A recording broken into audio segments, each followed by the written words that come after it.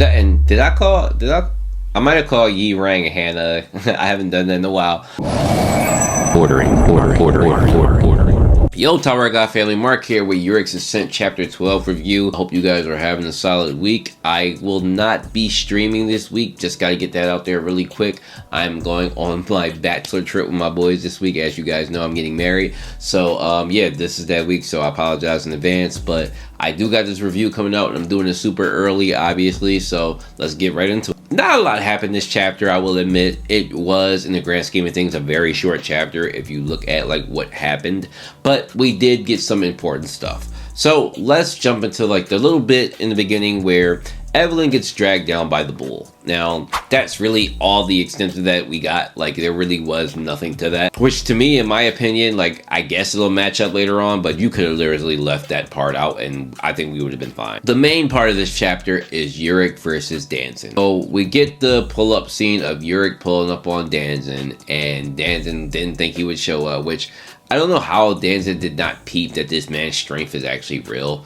But, you know, Danzon seems to think that he's just cocky, overconfident, and, you know, he might have got lucky when they, you know, had their little standoffs. So, in order for this battle to happen, they need to get the administrator's approval. And so, Danzon tells them to pull out his pocket, and you basically have to ask the administrator for this duel. So, that happens, and Urek and Danzon actually get to meet the administrator. The administrator that we're very familiar with. We know it from the anime. Outside of Hidan, the first administrator we've got to meet. So, it is the giant whale. And the whale can immediately tell just by looking that Urek is not from inside the tower. So he immediately agrees, like, oh yeah, go ahead.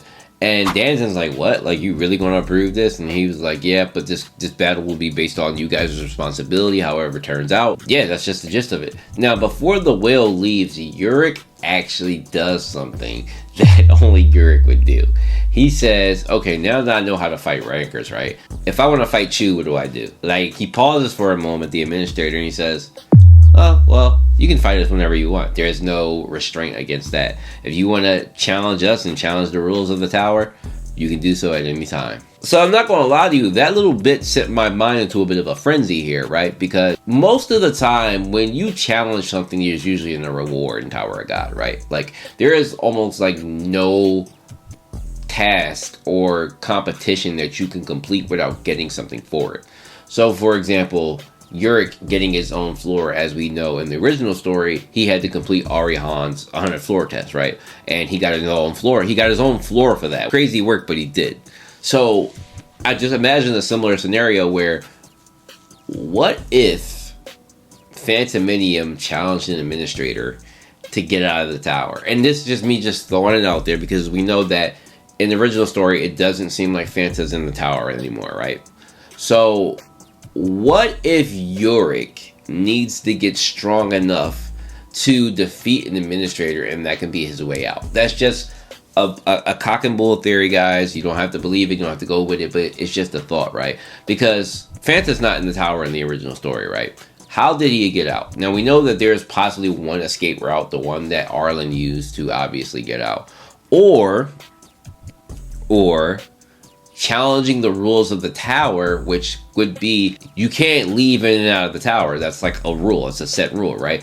You would be able to challenge that rule if you beat an administrator. That's just my thought process, guys. Yeah, I wonder if that's what Urek has to ascend to get out.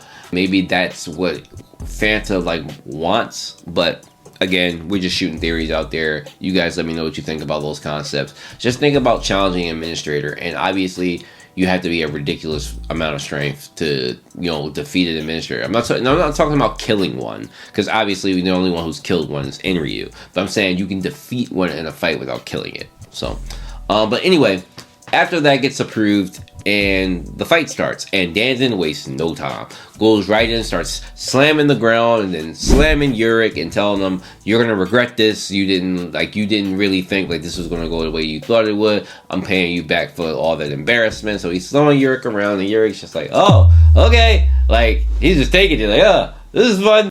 As I said, and I predicted in the previous stream and even before that when this fight started, I figured that Urek would go to his Shinsu. So if you were in the stream last week, I said the probability of Urek using his God ability was low. I didn't think that that would be his go-to. I was thinking like, yeah, obviously if they wanted to show it, it's possible, but I thought there might have been some off-screen that we didn't see where Urek actually trained with the puppy and he learned a bit of Shinsu control, and I was right on the money. I forget the puppy wave controller teacher's name, but he does teach Urek how to capture his own Shinsu.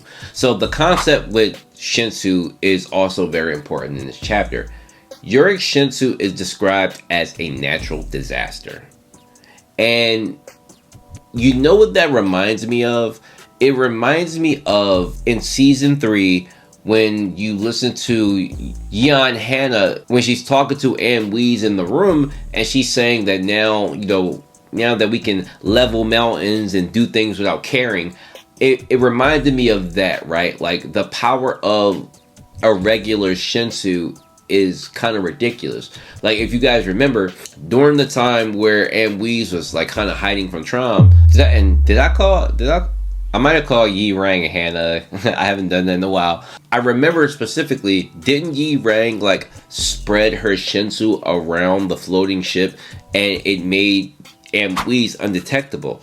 That's kind of where it brought me to, like abilities like that, like that are kind of ridiculous, but that's just like massive Shinsu control, right? Where you can just do like wide variety skills like that. Urek Shinsu being described as a natural disaster is something that he has to get a hold of. So the concept is to capture your own Shinsu, because capturing it, like it's like somebody dumping water and you're trying to catch it with a bucket, right? Like you have to gain control of it. It's not necessarily trying to fill a tube up. It's something that's already massively formed and you need to go and get it. So I think that's a very interesting concept. Now this may only apply to like Urek or a Fanta whose Shinsu is obviously different because they're kind of ascended being, but this does follow what we saw from Urek in season 3 with the Gorgon Fist. This is pre-Gorgon Fist where he's gathering the Shinsu, and mind you, Danzon's losing his goddamn mind. Like, this is yours? He is speechless, and as he should be, because that's a ranker. That golden Shinsu was already something he couldn't do nothing with, and the fact that the kid that he's fighting is controlling it, no. So Urek is forming it, and it's forming around his hands, naturally around his fists, and he throws, you know, shots at Danzon and hits the wall, blows it up. Danzon is in awe. Like, I don't know if he feels like if that hits him, it may kill him, or he may get knocked out. I don't know, but he's obviously in awe. Now, obviously, it's still incomplete as Urek says it, and he decides to call it Scorching Death Fist, which is so cliche and such a Urek thing to do. But obviously, we get Rahab still watching, and we didn't get to see a reaction, which I'm a little sad by. He kind of just like laughs at or mocks Urek's naming of the ability, but we should have got like a legit reaction of him seeing it, and we didn't, which we'll probably get next chapter, because you have to notice like Urek's control and the light of it, right? Since he appears to be darkness. But Danzon is tripping out like, oh, you must be from a special family or a special race, da-da-da-da, like, copping please, right? And Urek's just like, no, I'm the light. Like, and badass Urek. Like, that's as simple as it gets. But that's kind of what happens this chapter. So what do you guys think about the concept of natural disaster Shinsu?